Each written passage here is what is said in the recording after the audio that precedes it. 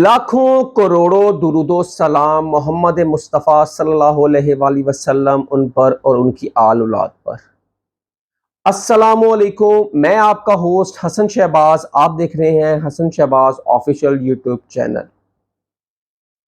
Cipher गुमशुदगी के case में आज हिफाजी जमानत की दरख्वास्त दायर की चेयरमैन पीटीआई और वाइस चेयरमैन शाह महमूद कुरैशी ने आज ऑफिशियल सीक्रेट एक्ट की अदालत में जज अबू हसनात जुल्करनैन की अदालत में आज हिफाजी जमानत के लिए उन्होंने दरख्वास्त दायर की, जिसमें शाह महमूद कुरैशी की तरफ से शुएब शाहीन साहब वकील थे और चेयरमैन पीटीआई के जो वकील हैं वो शेर अफजल मरवत साहब थे। उन्होंने और अपने दरख्वास्त दायर की थी चेयरमैन पीटीआई की तरफ से, और शुएब शाहीन ने शाह महमूद कुरैशी की तरफ से हिफाजी जमानत दायर की थी साइफर के अंदर।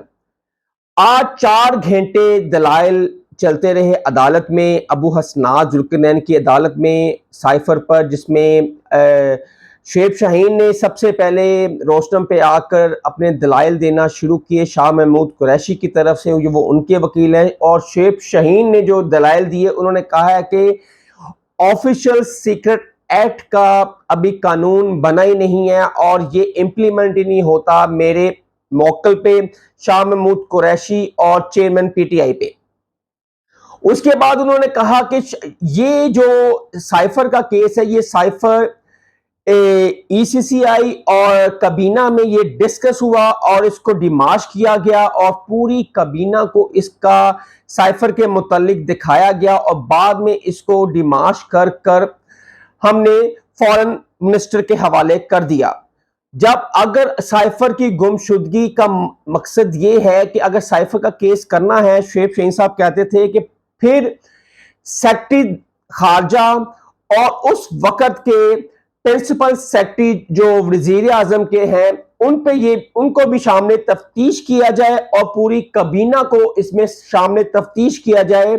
सिर्फ वाइस चेयरमैन और चेयरमैन पीटीआई को इस पर तफ्तीश ना किया जाए, उनको गुनाहगार ना ठहराया जाए। ये पूरे ही कबीना इसके अंदर शामिल होती है, सेक्रेटरी खारजा इसके अंदर आता है और उस वक्त के प्रिंसिपल सेक्रेटरी भी उसमें शामिल आते हैं।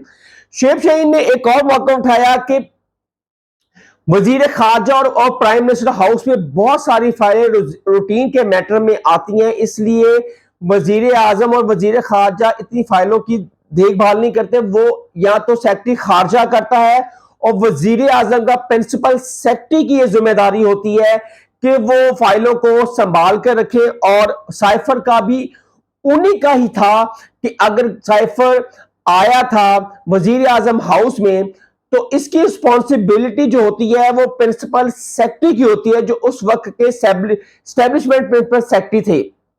ये शुएब शाहीन ने आज अदालत में अपना मौकफ दिया और कहा कि ये सरासर झूठ पे मबनी है और ये सिर्फ और साइफर पर हर एस्टेब्लिशमेंट से लेकर उस वक्त की ऑपोजिशन ने भी कहा था कि साइफर की हकीकत है और उस वक्त की एस्टेब्लिशमेंट ने भी यही कहा था कि साइफर की हकीकत है, लेकिन इसमें जो मिस लैंग्वेज इस्तेमाल की गई है वो काबिल बर्दाश्त नहीं है।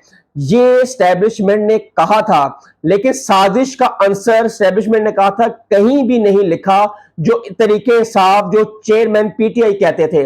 लेकिन अगर किसी को गाली देना या किसी मुल्क के सियासी मुदाखलत करना, ये भी एक मुल्क के अंदर आप एक किसी मुल्क को तोड़ रहे हैं, ये दूसरा मुल्क उठकर अगर किसी मुल्क में अगर वो शामिल हो तो ये नागुज़ीर है। ये इमरान खान के वकील शेर अफजल मरवत ने ये कहा अदालत में आज, और उन्होंने कहा कि साइफर की जो गुमशुदगी है, साइफर इस टाइम वजीर खारजा में मौजूद है और वजीर खारजा के दफ्तर में मौजूद है। आप सेक्रेटरी खारजा को बुला लें और उससे पूछें कि ये साइफर कहाँ है। जब जज साहब ने अबू हसनात ने पूछा शेर अफजल मरवत साहब से कि साइफर इस टाइम کہاں ہے کہ آپ کے جو چیئرمین پی ٹی آئی وہ کہہ رہے ہیں کہ سائفر تو گم ہو گیا ہے، ان کو تو پتہ ہی نہیں ہے. انہوں نے کہا کہ آپ پرنسپل سیکرٹری کو بلائیں کہ یہ سائفر کہاں ہے. جہاں تک ہماری اطلاعات ہے کہ وہ سائفر وزیر خارجہ کے دفتر میں اس ٹائم موجود ہے، سائفر گما نہیں ہے. یہ ہم پر جھوٹا الزام لگا رہے ہیں. عمران خان کے پاس روٹین کی 100 سے زیادہ 200 فائلیں وزیر اعظم ہاؤس میں آتی تھیں. یہ جو سارا اختیار ہے اس کو سیف رکھنا، فائلوں کو محفوظ رکھنا، یہ پرنسپل سیکرٹری کا کام ہے، وزیر اعظم کا یہ کام نہیں ہوتا. لہٰذا آپ اس وقت کے سیکرٹری خارجہ اور اس وقت کے پرنسپل سیکرٹری اور کابینہ کو مدعو کریں، ان کو نوٹس بھیجیں اور وہ بھی اس کیس کا حصہ بنے. اور اس میں فیصلہ محفوظ کیا. 4 گھنٹے کے یہ دلائل تھے جس میں مختلف وکیلوں نے اپنے دلائل دیے اور 2:15 بجے کے بعد یہ فیصلہ محفوظ ہوا ضمانت کا کہ ضمانت ملے گی یا نہیں ملے گی چیئرمین پی ٹی آئی اور vice chairman P T I کو. اور اس کے 10 منٹ کا یہ فیصلہ محفوظ کیا تھا. جج صاحب نے کہا تھا کہ 10 منٹ بعد آپ کو ہم فیصلہ سنا دیں گے، لیکن یہ فیصلہ تاخیر کا شکار ہو گیا اور یہ فیصلہ تقریباً 4:30 بجے کے قریب یہ فیصلہ ابو حسنات آفیسر سیکرٹ ایکٹ کی عدالت نے یہ سنایا ہے. اور سناتے انہوں نے کہا ہے کہ یہ ضمانت مسترد کی جاتی ہے اور اسی طرح چیئرمین پی ٹی آئی اور vice chairman P T I کی درخواست جو ضمانت ہے وہ مسترد کر دی جج نے. اور اب 26 تاریخ کو یہ ڈیٹ ہے نیکسٹ اس کی سائفر کی، کیونکہ کل جو سائفر کی ہیرنگ ہوئی اس میں جج صاحب نے ان کو 26 تاریخ تک دونوں ملزمان کو جوڈیشل کر دیا اور آج بھی ان کی ضمانت مسترد کر دی اور 26 تاریخ کو چیئرمین پی ٹی آئی اور vice chairman P T I کو دوبارہ پیش کیا جائے گا. یہ سارا آج کا سینیریو تھا عدالت کا، جو عدالت میں ہوا ہم نے وہ آپ کے سامنے رکھا. اور اس کے بعد پیپلز پارٹی نون لیگ پر الزام لگانا شروع کر دیا ہے کہ جو نگران گورنمنٹ ہے یہ نون لیگ کی ہے. یہ کہنا ہے پیپلز پارٹی کا.